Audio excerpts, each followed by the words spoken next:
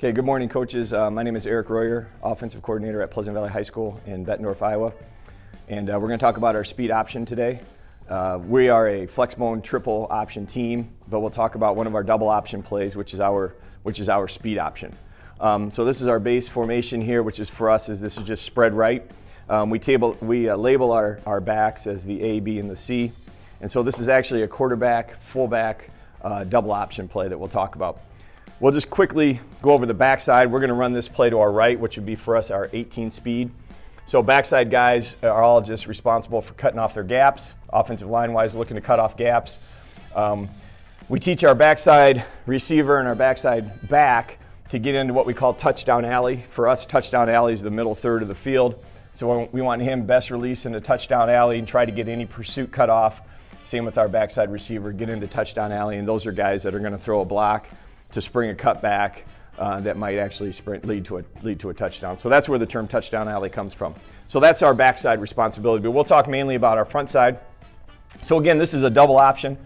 And so the first thing we're going to do is identify our read key, or our pitch key rather, and our pitch key is always the in man on the line of scrimmage. So we'll put him right there. That's our in man on the line of scrimmage. Our tackle will identify him by calling him on, and he's actually communicating that on call out to our play side receiver, so that everybody's on the same page on who we're going to leave unblocked in this case, and then who we need to make sure we get accounted for. So our tackle has identified the defensive end as the last man on the line of scrimmage, so the tackle now knows he's going to leave him. Quarterback knows that that's his pitch key. That's the guy he's reading to make his decision on. Our tackle here is going to do an inside release and climb to this play side linebacker. We do give our tackles the option to take an outside release if they feel like that defensive end is a little too tight on him, or maybe he even slides in or stems late into like a 4-eye set. We can take an outside release as well. Playside tackle is responsible for playside linebacker, and we tell him to take the best path. Playside guard is just responsible for getting his head playside and sealing that defensive tackle there. Our center's always stepping playside, and he's looking to climb to cut off backside pursuit right there. So that's our front side offensive line. Everything starts with the offensive tackle determining who's on the line of scrimmage, who's that last man on the line of scrimmage. At this point, we do what we call an arc crack scheme with our two perimeter blockers.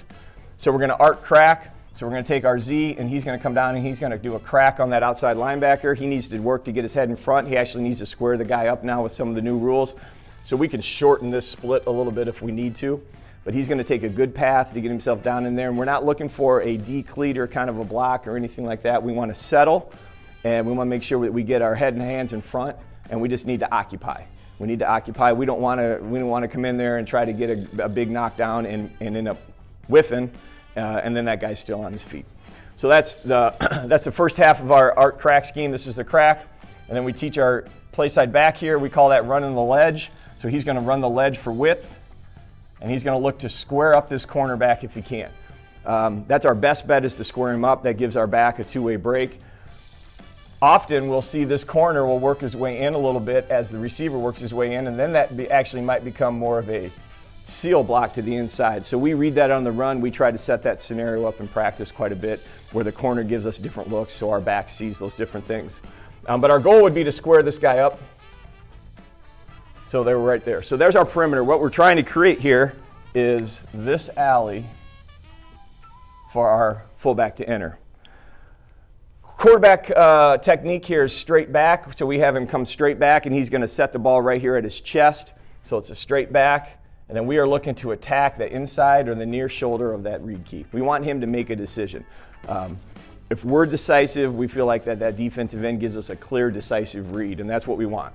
We want him to give us a clear, decisive read. We're going to teach our B-backs to sprint out of their stance. We really want to get them out. We don't want them to go slow until they get the ball. We want them to catch that thing as they're working their way to full speed. We don't want this to be a slow catch and then go fast. We want you moving right away. Our quarterback's read then is this defensive end. We really prefer to have the ball pitched. So we want to create this blocking scheme on the perimeter so we can get the ball pitched to the edge. That's our preferred choice here. So our quarterback's attacking that defensive end, and we're going to deal that ball. As soon as that defensive end attacks us or sets, the ball's getting pitched. So that's what we teach our quarterback. You're pitching it unless. So we try to teach it in that term, you pitch it unless. So in this case, you pitch it unless, and that unless for our quarterbacks would be unless that guy gets up here and crosses your face. If he crosses your face, then you need to put a cleat in the ground and you're going to get upfield right away. But if this defensive end comes down at all and squeezes, if he comes and attacks our quarterback, or if he just squats, we want to get that ball dealt to our B-back right away, and we want to let that guy, or we want our fullback to be able to get out here and to enter that alley as quick as possible. We also teach pitching off of leverage, and what we mean by that is if this fullback, this B-back can get out quick and we can get outside of this defensive end, we've got him beat. We can get it pitched. The defensive end's really got to be a special athlete to stop us, force a pitch, and then be able to redirect and get to that fullback. So here's an example of our speed option play where the quarterback kept it, made a good read. We're going to see the read key here. We're going to our right, so there's the read key. Is that defensive end there? He's going to kind of widen. He kind of tries to play us both here, and then he kind of widens. So our quarterback does a really good job of getting his cleat in the ground and getting upfield, getting us positive yards. So we can look at this once again. There's the read key. You'll see the switch block here, the arc crack by our outside receiver and our attached running back right here. So again, the defensive end kind of widens a little bit. We get a good crack, and then our quarterback puts a cleat in the ground and gets vertical right away. And we really teach that at all levels of putting a cleat in the ground and getting vertical. If we want the ball to get to the perimeter, we should have pitched it. So we're trying to get that ball. One more look at it.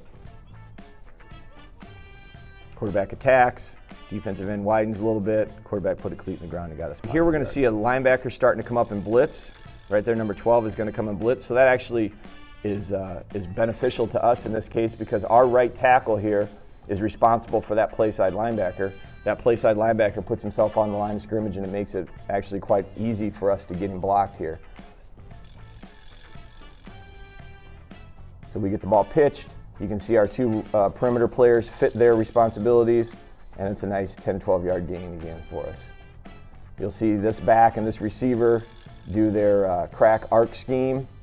The receiver fits the safety, the back fits the corner, and it's another good positive yardage play for us. Okay, so coaches, here's another clip. Now we're in a end over set. This player right here, this number 2 receiver is actually ineligible.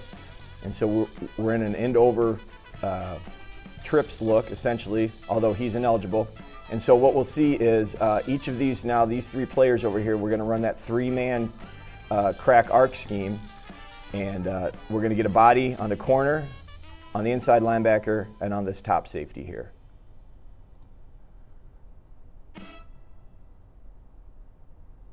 We create that alley, and our back's able to scoot through there. Get the ball pitched off leverage, the back gets out well, get the ball pitched off leverage, and we're able to be moving upfield. Here's a good example of that ball. That back is nearing full speed as he gets that pitch, and that's really what we're looking for. One more time, and we can look at an end zone view as well. But we get good fits on the defensive secondary and the perimeter, and we're able to get that ball into the end zone. Same play here. This is going to be from an end zone view, and I can even pause it maybe when we get our fits. But again, this player is going to work his way right here. This player is going to crack right here. This guy is going to run his ledge to the corner, and our play side tackle is going to work his way up here, and he's responsible for this inside linebacker right here.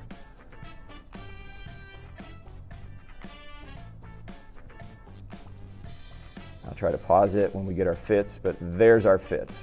We actually left our feet here, but this guy's running, but we got a piece of him. We fit here, we're fit there, and again, there's the alley we're looking to create off this play.